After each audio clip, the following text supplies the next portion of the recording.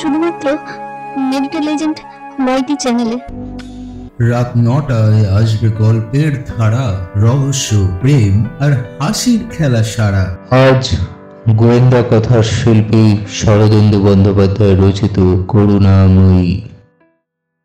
সাতখানা গ্রামের মধ্যে একমাত্র বিচক্ষণ ডাক্তার বিধুশেখর বাবু সন্ধ্যাবেলা তাহার ডাক্তারখানার পাকা বারান্দায় তাকিয়া ঠেস দিয়া বসিয়া বিমর্ষভাবে তামাক টানিতেছিলেন। তাহার ক্ষীণকায় কম্পাউন্ডারটি দোরগোড়ায় বসিয়াছিল। ডাক্তারখানার ক্ষুদ্র ঘর ও তৎসংলগ্ন বারান্দাটি পাকা হইলেও ডাক্তারবাবুর বসত বাটি এখনো মাঠকোঠা ও কুশের চালে রহিয়া গিয়াছিল। 25 বৎসর অপ্রতিবন্ধীভাবে প্র্যাকটিস করিয়াও তিনি এমন অর্থ সঞ্চয় করিতে পারেন নাই যাহার তারা নিজের মাথার উপর খড়ের পরিবর্তে ইট কাঠের ছাদ তুলিতে পারেন। শুধু ঔষধপত্র নষ্ট হইয়া যায় বলিয়া বহু কষ্টে 30,000 ইটের একখানা পাঁজা পুড়াইয়া এই ডাক্তারখানাটি পাকা করিয়া লইয়াছিলেন। ইহাতেও গ্রামের লোকের চোখ টাটাইয়াছিল এবং বিধু ডাক্তার যে কেবলমাত্র গরিব ঠকাইয়া নিজের দুটি কোঠা তুলিয়াছে এই প্রসঙ্গটা সন্ধ্যা সমাগমে অনেকেই চণ্ডী মণ্ডপেই গ্রামের বয়োবৃদ্ধ ব্রাহ্মণ কায়স্থদের মধ্যে আলোচিত হইত। বিধুবাবু সেসব ভ্রুক্ষেপ করিতেন না। আজীবন এখনো সংস্থানহীন ও ততদিন কৃপণ চাষাভূষার নাড়ি টিপিয়াও তাহার প্রাণটা কাঁচাই রহিয়া গিয়াছিল। তাই পাকা বাড়িতে বাস করিবার সম্ভাবনাটাও তাহার দূর হইতে আরো সুদূর হইয়া পড়িয়াছিল। ততদূর বয়োবৃদ্ধ হইয়া উঠিতে পারে নাই বলিয়া বোধহয় আমি বিধুবাবুকে আন্তরিক শ্রদ্ধা করিতাম এবং প্রায়ই চাটুর্য মশাইয়ের আসরে না গিয়া ডাক্তারবাবুর দ্বারায় সন্ধ্যাটা কাটাইয়া আসিতাম। তাহার মধ্যে গ্রামের ভদ্রলোকদের কৃতজ্ঞতা ও ঈর্ষা প্রবণতার কথা তুলিতেই তিনি জোর করিয়া চাপা দিয়া বলিতেন, ওটা পাড়াগাঁয়ের স্বভাব, ওরা নিজের ইষ্ট নিজে বোঝে না। স্বশিক্ষা না থাকলে মানুষের ভালো প্রবৃত্তিগুলি পর্যন্ত বিকৃত হয়ে দাঁড়ায়। আমি তো জানি, কাউকে ঠকাচ্ছি না, তাহলেই হলো। সেদিন গিয়া মাদুরের উপর বসিয়া বলিলাম, ছেলেটাকে বাঁচাতে পারলেন না ডাক্তারবাবু?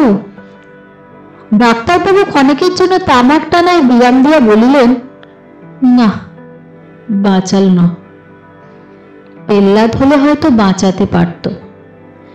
এই ছেলেটাকে বাঁচাতে না পারার জন্য আমার মনের মধ্যে যেন ডাক্তারের বিরুদ্ধে একটা অভিযোগ খাড়া হইয়াছিল। তাই আমি একটু ঘুরাইয়া বলিলাম, গায়ের লোকে কত কথাই না বলছে। তামাক বন্ধ করিয়া বিধুবাবু বলিলেন, কি বলছে গায়ের লোক? আমি হাসির মতো ভাব করিয়া বলিলাম, আরে মশাই, জানেন তো গায়ের লোকের ব্যাপার, রোগ হলে আপনার কাছেই ছুটে আসবে, আবার আড়ালে আপনার কুচ্ছ করতেও ছাড়বে না। তবু কি বলছে শুনি না। বলবে আর কি, বলছে আপনি গোপাল দিঘি ঘোষাল গোষ্ঠীকে নির্বংশ করলেন। অন্ধকারে ডাক্তারবাবুর মুখখানে ভালো দেখা গেল না, কিন্তু তাহার কণ্ঠস্বর কড়া ও রুক্ষ হইয়া উঠিল। বলিলেন, কে বলেছে এ কথা শুনি?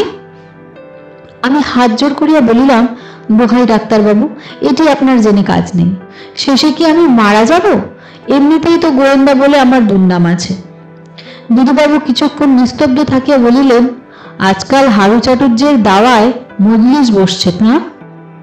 তাড়াতাড়ি বলিলাম, আমি জানি না মশাই, কিন্তু নিস্তারিণী পিসির কি কপাল বলুন তো, বংশে বাতি দিতে কেউ রইল না। এই একটা 6 বছরের নাতি টিটি করছিল, তাও গেল।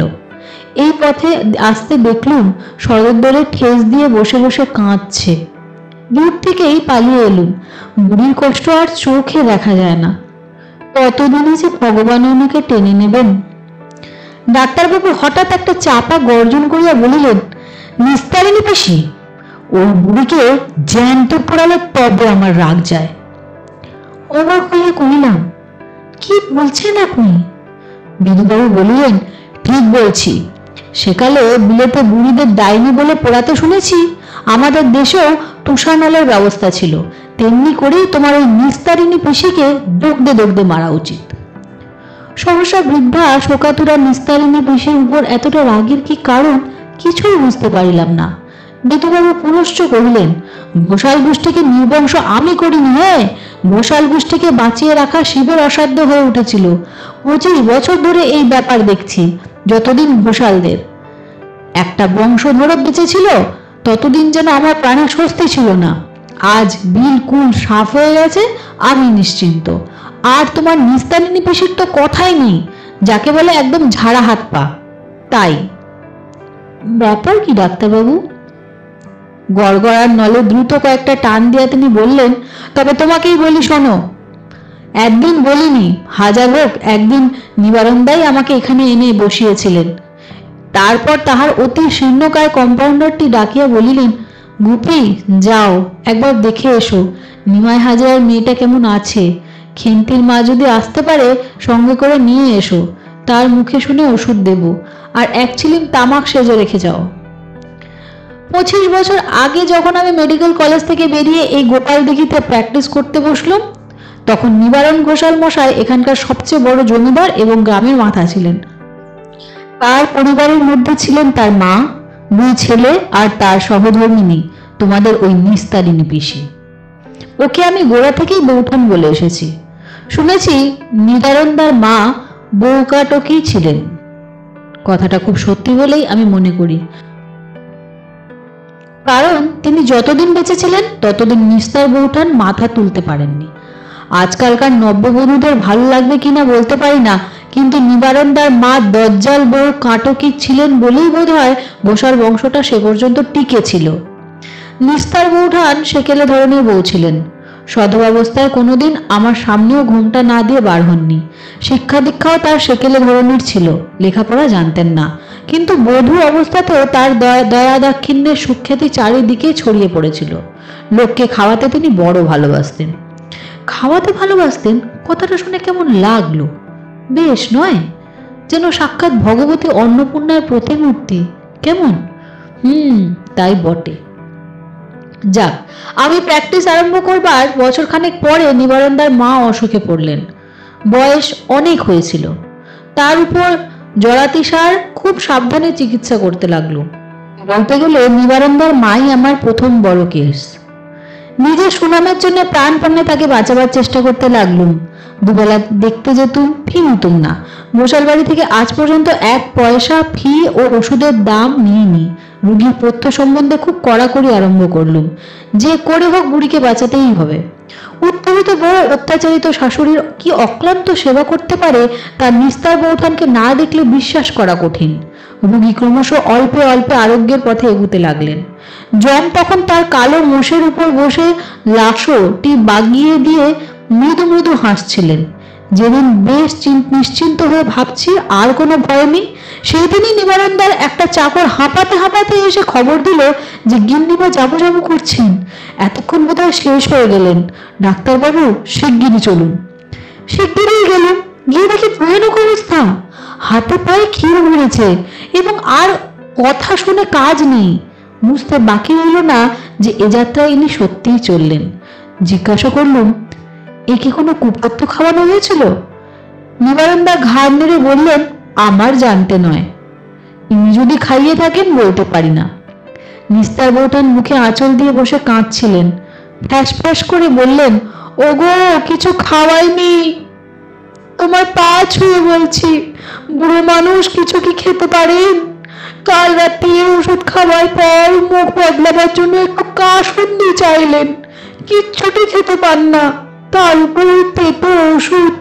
তাই নিবারণদা বললেন, কাসুন্দি খাইয়েছ? ও তবে আর কেন, বুঝবো তুমি বাড়ি যাও, নিচে কতগুলো ওষুধ আর পরিশ্রম তোমার অপব্যয় হলো বলে বাইরে গিয়ে বসলেন। সেই রাত্রে এই পুরনো কাসুন্দিকেই শেষ পাথেয় করে নিয়ে নিবারণদার মা পরলোকের দীর্ঘ পথে রওনা হয়ে পড়লেন। তিনি যাবার পর নিস্তার বৌঠান বাড়ির গিন্নি হলেন। ব্যাস, আর কি? জন্মের রাজ্যে দুন্দুভি বেজে উঠল। এবার নিবারণদার পালা। মা মারা যাবার পর পুরো 3টে বছর তিনি বেঁচে ছিলেন। অসাধারণ তার জীবনী শক্তি ছিল। নিবারণদার কাল পূর্ণ হলো, তার ফিস্চুলা হলো, যাকে আমাদের শাস্ত্রে বলে ফিস্চুলা ইন অ্যানো। কলকাতা থেকে বড় বড় ডাক্তার এসে ফিস্টুলা অস্ত্র করলেন। তারপর নিবারণদাকে 2 পা জোড়া করে বেঁধে বিছানায় শুইয়ে রাখা হলো। যতদিন না ঘা শুকোয় ততদিন পা খোলা হবে না। কলকাতার ডাক্তার অস্ত্র করেই ফিরে গিয়েছিলেন। রোগীর দেখাশোনা আমিই করতুম। এ রোগে খাওয়া দাওয়া সম্বন্ধে ভারী সাবধান থাকতে হয়। অত অল্প পরিমাণে এমন জিনিস খেতে দিতে হয় যাতে পুষ্টি হয়, অথচ দেহের মধ্যে অনাবশ্যক আবর্জনা তৈরি হতে না পারে। এমনি ভাবে পা বাঁধা অবস্থায় বিছানায় শুয়ে নিবারণদার 16 দিন কাটলো। প্রত্যহ 2 ছটাক করে লেবুর রস কিংবা আঙুরের রস খেয়ে 16 দিন কাটালে মানুষের মনের অবস্থা কিরকম হয় বুঝতেই পারছো। নিবারণদা খাই খাই করতে আরম্ভ করলেন। এটা খাবো ওটা খাবো ফরমাস করতে লাগলেন। আমি বৌঠানকে গিয়ে খুব কড়াভাবে সতর্ক করে দিলুম যেন কোনো রকম খাবার অত্যাচার না হয়। তিনিও ঘোমটার আড়াল থেকে ঘাড় নেড়ে সায় দিলেন। কিন্তু মমতাময়ী মমতাকে আটকে রাখবে কে? 21 দিনের দিন একটা বিশ্রী ব্যাপার হয়ে গেল। তারপর কলকাতা থেকে ডাক্তার এলেন। অনেক চেষ্টা চরিত্র করা গেল, কিন্তু নিবারণদাকে বাঁচানো গেল না। যাক, নিবারণদা তো গেলেন। তখন তার বড় ছেলে বিনোদ কলেজ ছেড়ে দিয়ে বাড়িতেও এসে বসলো। অসহজ উত্তীর্ণ হবার পর নিস্তার বৌঠান ছেলের বিয়ে দিলেন। বিনোদের সব শুদ্ধ 3টে ছেলে হয়েছিল, কিন্তু 3 বছরের বেশি কেউ বাঁচল না। এই অল্পকালের মধ্যে ঠাকুমার অজস্র আদর এবং নানাবিধ কুখাদ্য পেটে পুড়ে গিয়ে পেটটিকে পিলে লিভারে বোঝাই করে তারা একে একে অমৃত লোকে চলে গেল। এখনো বোধহয় তারা অমৃত সরোবরের তীরে বসেই সেই অমৃতের সাহায্যে ঠাকুমার দেওয়া অতি দুষ্পচ্য সুমশাল খাদ্য হজম করছে।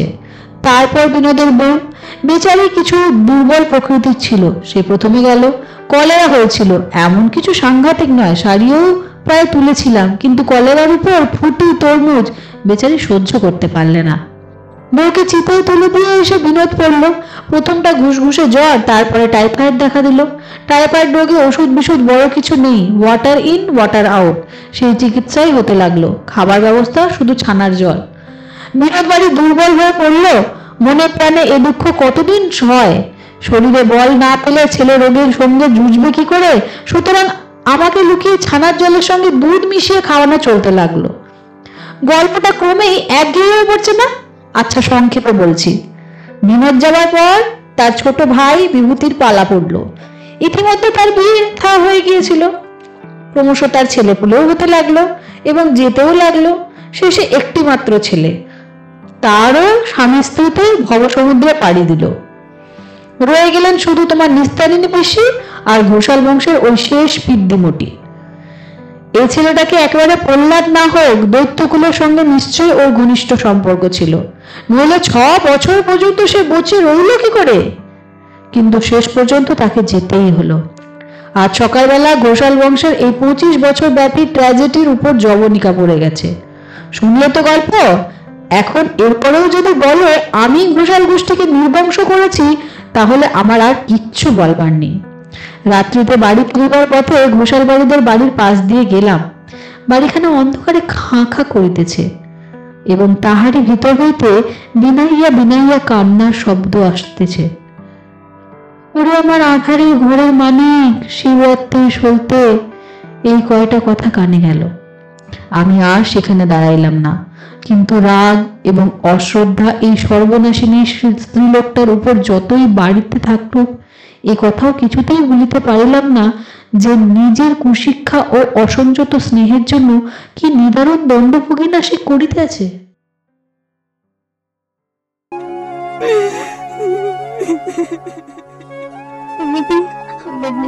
শুধুমাত্র মেডিকেল এজেন্ট মাইটি চ্যানেলে।